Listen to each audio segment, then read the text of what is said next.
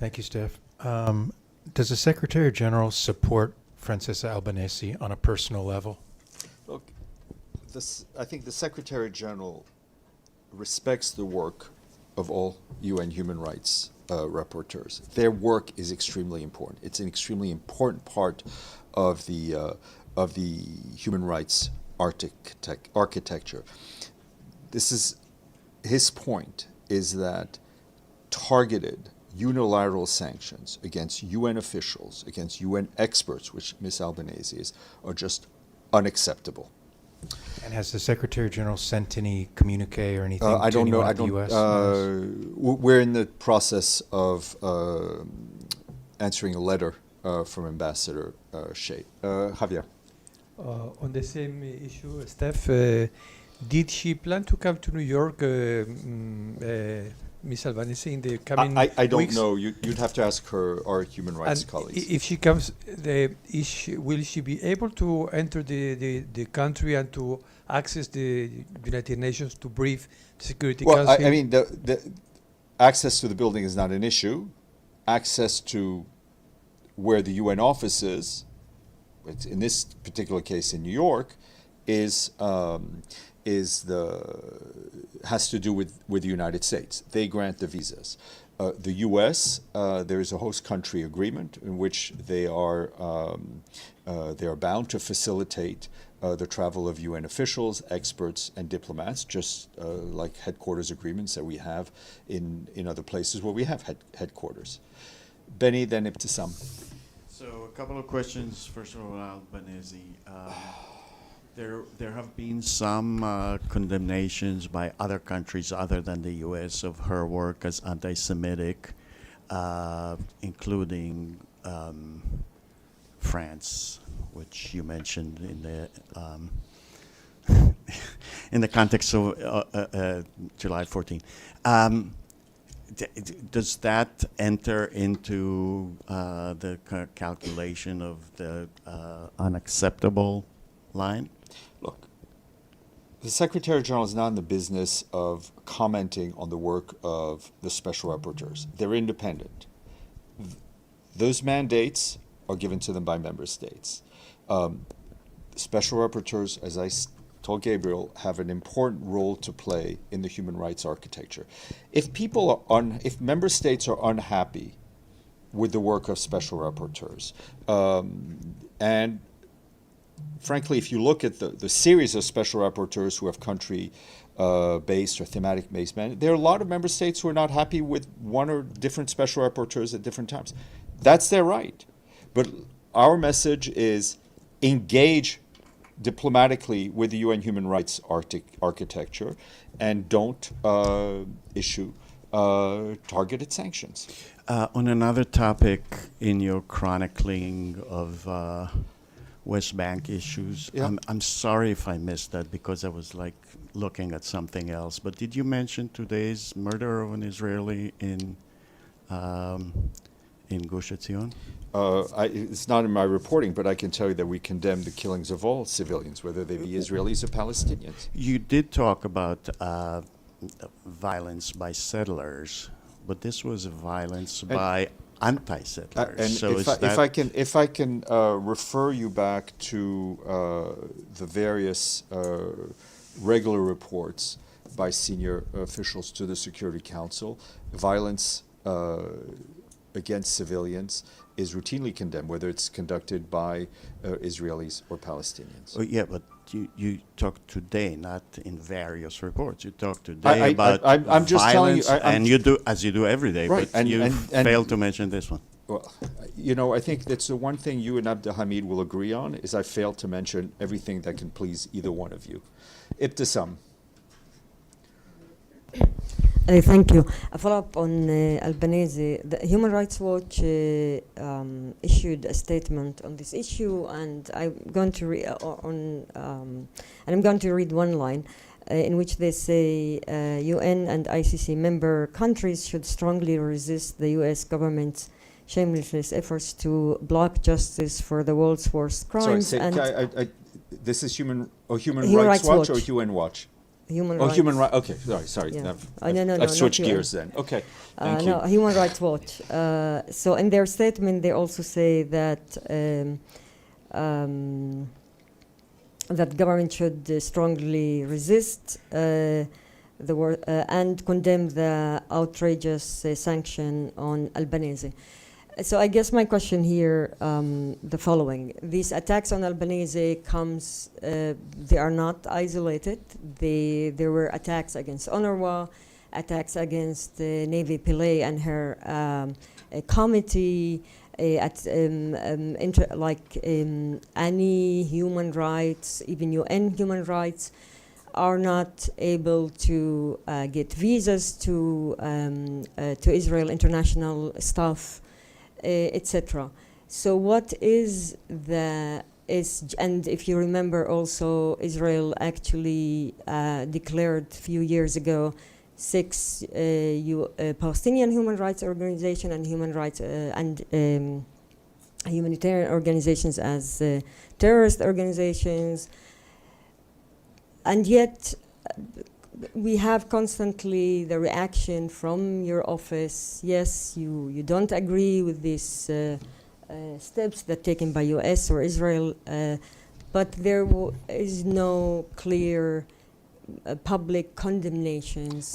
And what are you doing? What is the Secretary General going to do to protect Albanese and Navi Pillay and all these human rights workers for the UN? With due respect, I think what I read out today was pretty clear.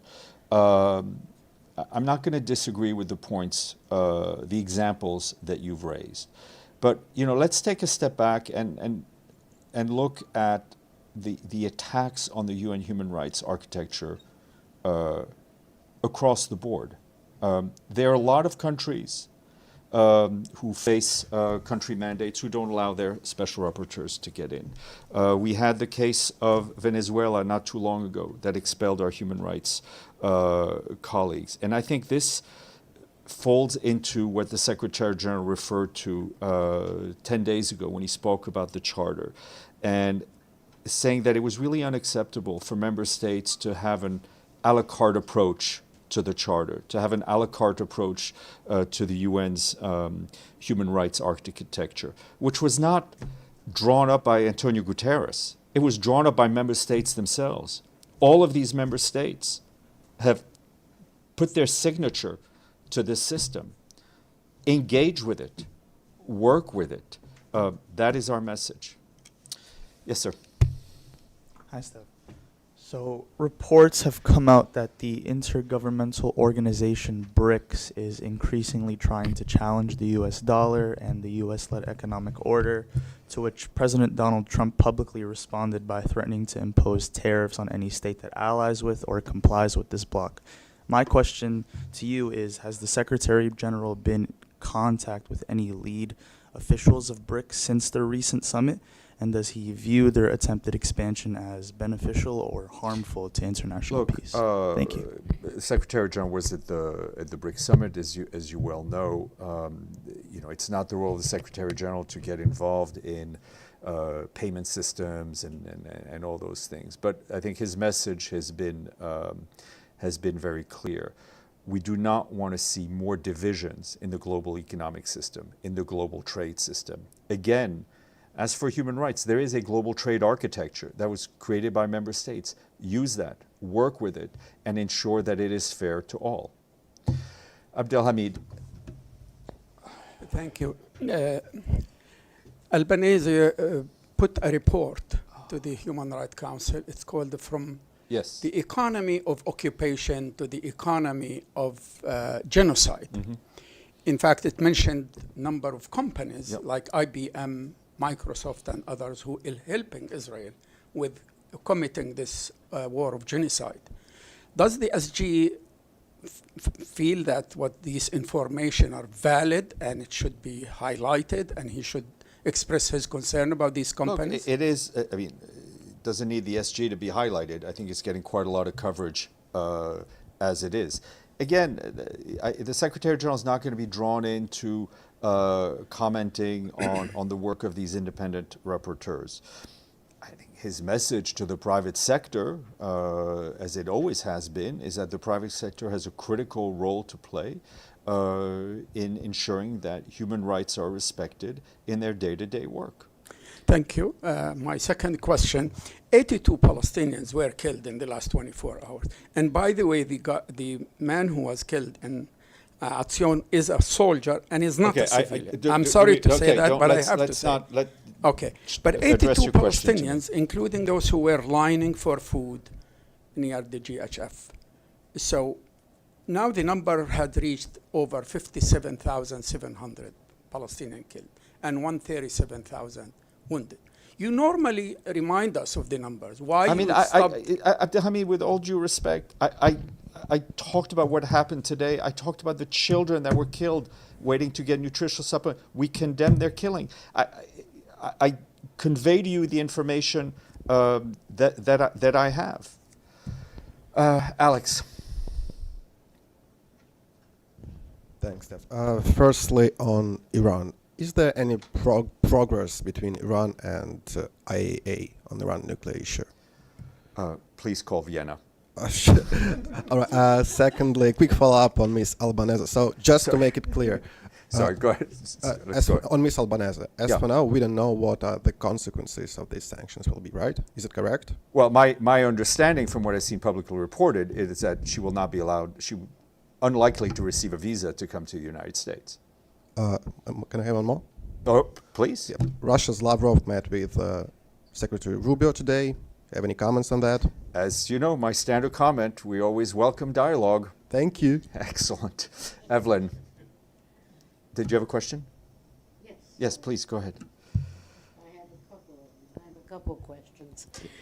First of all, Miss Albonese, I have read every single word she's written.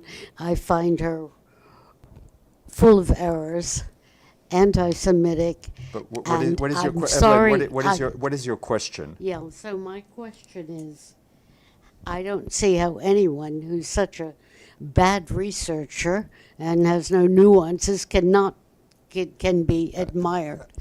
And secondly, on Russia, does Russia give the United Nations any explanation of how killing innocent civilians will help their conquest of Ukraine? I think if you're looking for member states to explain their position, I would encourage you to read what they tell the Security Council. Yes, ma'am. Sorry, I didn't understand your answer. What I'm saying, it's not, I mean, I think the Russia, like other countries, explains its position when on debate on Ukraine in the Security Council. So I would encourage you to read what they say. Yes, ma'am. I think following Albani's report, the UN did receive a lot of response being called, like including the Google co-founder Sergey Brin called the United Nations transparently anti-Semitic in response to the report.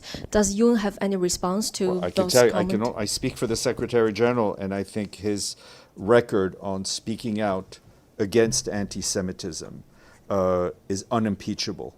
And from the time he's been Secretary General to his previous roles, including as Prime Minister of Portugal. It's okay. Don't be sorry, because I know you're not. But go ahead. It's not, I mean, there is a lot of conflating of criticizing the government of Israel and anti-Semitism, especially from those who criticize, especially who are not happy with different organizations, including actually Israeli organizations, who are highlighting the human rights violations in Israel, and etc. So, does the Secretary General believe that criticizing the government of Israel is anti-Semitic? And when are you? I think people need to have the intellectual bandwidth to separate anti-Semitisms from legitimate criticism of the actions of the government of Israel. Abdelhamid and then Benny. Thank you. I hope you will be patient with me. Two questions. One, the settlers today conducted a wedding inside Ibrahimi Mosque in Hebron. Is that a human, is that a civilized I'm not aware of behavior? that specific case, but I think we've spoken extensively about the issues of settlers. My second question, is the SG worried about the world we live in when a superpower tries to impose its vision on other countries? Like President Trump asking Brazil to drop the charges against Bolsonaro. He asked Israel also not to try Netanyahu. He imposes sanctions on UN officials and ICC, Albnese, and many others. What kind of a word that the SG can... Well, I mean, I think, listen, if you look at the SG's recent comments, as I alluded to Ibtisam, his view on where the charter is and the respect for the charter is, I think you can draw your own conclusions. And I think if you look at most of his General Assembly speeches and how they start, they don't really start by painting a rosy picture.